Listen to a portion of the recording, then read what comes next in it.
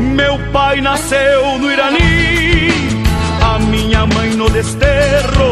Eu cresci em São Joaquim, naquele topo de cerro.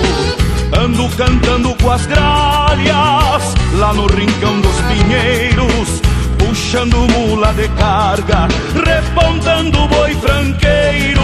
Abro o peito num rodeio, no lombo de um aporreado, ressuscito meu avô, jagunço do contestado. De picuma e fumaça, tenho a melena encardida, São Sebastião me protege nestas peleias da vida. Meu povo barriga verde, meu coração te pertence.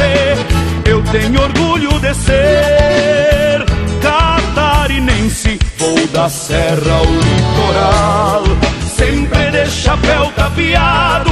Sou de Santa Catarina, herdeiro do contestado. Vou da serra ao litoral, sempre de chapéu tapeado. Sou de Santa Catarina, herdeiro do contestado.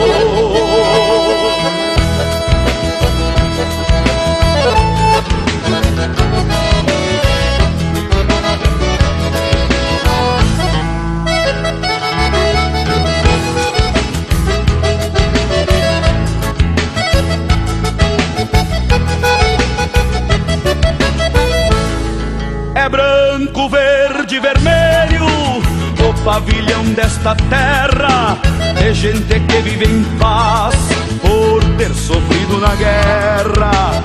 Pelo planalto das lajes, com meu jeitão de beduíno, tiro o chapéu pras senhoras.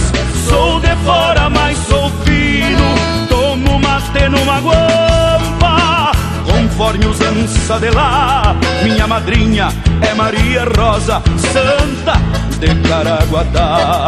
Quando vejo uma araucária solita no descampado, vejo meu avô tropeiro de sombreiro bem tapeado. Toda essa herança bendita, escrita em fé desta gente, eu tenho orgulho de ser catarinense. Vou da serra ao litoral, sempre de chapéu tapeado.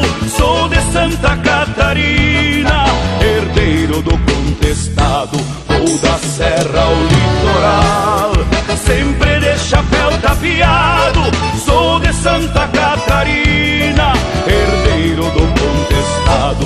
Vou da serra ao litoral, sempre de chapéu tapeado. Sou de Santa Catarina, herdeiro do contestado. Sou de Santa Catarina, herdeiro do contestado. Sou de Santa Catarina,